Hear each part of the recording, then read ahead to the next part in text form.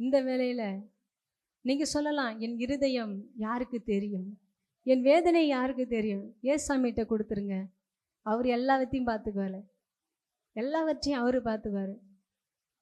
என் இருதயம் யாருக்கு தெரியும், என் வேதனை யாருக்கு புரியும், என் தனிமை என் சோர்வுகள் யார் என்னை தேற்றக்கூடும், யார் என்னை தேற்றக்கூடும்,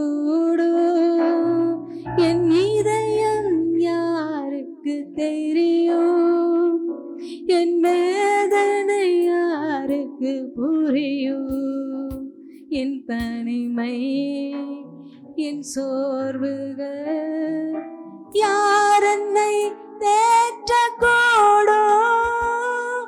யார் என்னை தேற்றக்கூடும். மங்கி எரியும் விளக்கு பெருங்காற்றில் நிலைக்குமா, மங்கி எரியும் விளக்கு பெருங்காற்றில் நிலைக்குமா,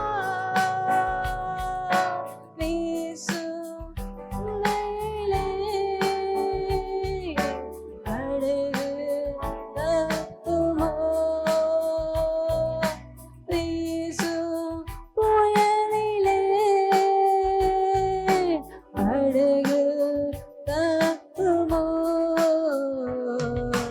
படகு தப்புமோ. என் இதயம் யாருக்கு தெரியும், என்ன மறக்க முடியாத சூழ்நிலை நிக்கிறீங்களா? கடவுள்கிட்ட ஒப்பு கொடுங்க. ஆண்டவரே, நான் உம்மிடத்துல ஒப்பு கொடுக்கிறேன். என் தனிமை நீங்க பாத்துறீங்க, என் சோர்வை பாத்துறீங்க, என்னை புறக்கணித்த பாத்தீங்க, குழியில தள்ளப்பட்டதை பாத்தீங்க. ஆனா அதெல்லாம் மறந்துட்டு ஆண்டவரே உம்மை நோக்கி பாக்குறேன். யார் என்னை தேற்றக்கூடும், சிறகு உடைந்த நிலையில் பறவை பறக்குமா, சிறகு உடைந்த நிலையில் பறவை பறக்குமா, புயலிலே படகு தப்புமோ, வீசும் புயலிலே படகு தப்புமோ, படகு தப்புமோ.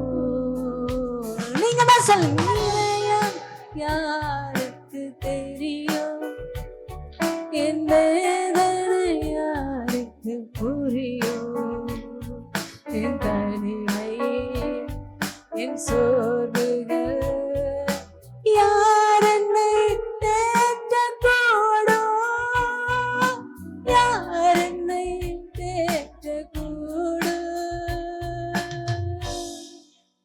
ஆமா, அன்னைக்கு யோசேப்பை குழியில தள்ளப்பட்டது. அன்னைக்கு சவுல் தாவீதை துரத்தி துரத்தி வந்தான். அவனுக்குள்ள அவ்வளோ கசப்பு, அவ்வளோ மறக்க முடியாத அந்த சத்தத்தை கேட்டுக்கொண்டு இருந்தான். மறக்க முடியல, மறக்க முடியாத சூழ்நிலை இருக்கீங்களா? உங்க வாழ்க்கையில என்ன நடந்திருந்தாலும் அதை இன்னைக்கு விட்டுடுங்க. அது எதுவா இருந்தாலும், அது எப்படியே தலைவலிய காரியங்கள் இருந்தாலும், அது உங்களுக்கு பிரச்சனையா இருந்தா அதை விட்டுடுங்க.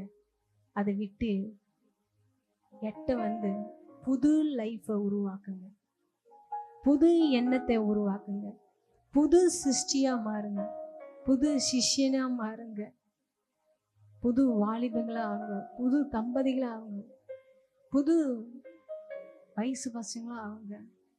அது எதா இருந்தாலும், உங்க வீட்டுல அது கசப்பா இருக்குது, உன் மனதுல எதா இருந்தாலும் விட்டு வரும்போது, அன்னைக்கு அரண்மனையில அவன் சட்டையை கழட்டி விட்டுட்டு வரும்போது, அவன் ஒதுக்கி வரும்போது அவனை ராஜாவா அமர செய்த தேவன்.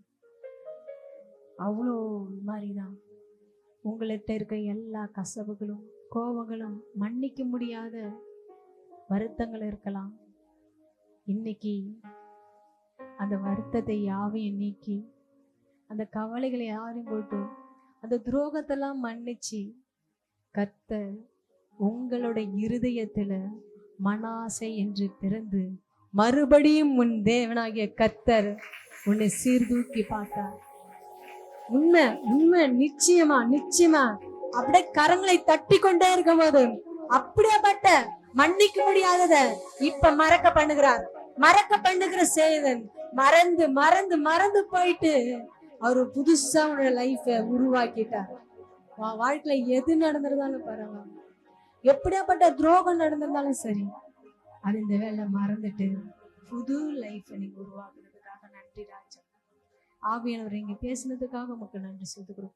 நீர் ஆஸ்வதிங்க பலப்படுத்தி ஏசு நாம் ஜெபிக்கிறோம் நல்ல பிதாவே. உட்காரலாம். ஹல்லேலூயா.